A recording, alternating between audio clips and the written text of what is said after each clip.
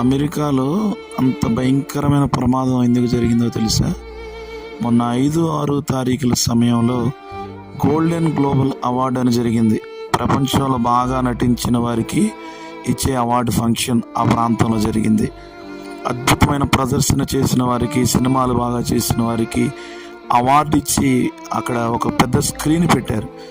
ఈ అవార్డు తీసుకున్న వాళ్ళందరూ పలానా అవార్డు తీసుకున్నారు, పలానా వాళ్ళు ఇంత గొప్ప అవార్డు తీసుకున్నారు అని చెప్పి స్క్రీన్ మీద రాసేవాళ్ళు. ఈ సంవత్సరం సినిమాలు తీసిన డైరెక్టర్కి పలానా ఇన్ని అవార్డులు వచ్చాయి, పలానా వారికి ఇన్ని అవార్డులు వచ్చాయని ఆ స్క్రీన్ మీద ప్లే చేసి చూపించారు. ఇట్లా హీరోయిన్స్కి, హీరోలకి, గొప్పగా పనిచేసిన కెమెరామ్యాన్లకి ఇట్లా అవార్డ్స్ వచ్చాయని చెప్పి లిస్ట్ రాశారు.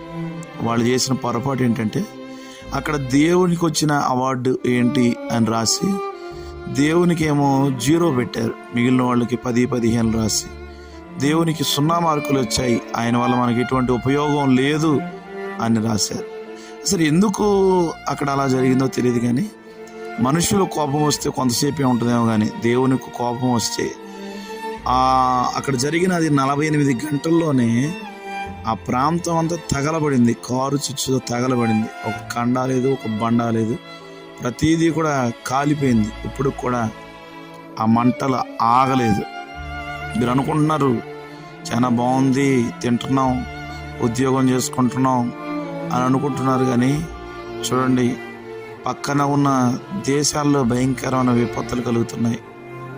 దేవుడు ప్రతి క్షణం మనల్ని క్షమిస్తూనే ఉన్నాడు, కాపాడుతూనే ఉన్నాడు. ఇదిగో ఎక్కడైతే దేవుని నామానికి అవమానకరం జరుగుతుందో ఆ ప్రాంతాన్ని దేవుడు నాశనం చేసేస్తున్నాడు, పాడు చేసేస్తున్నాడు.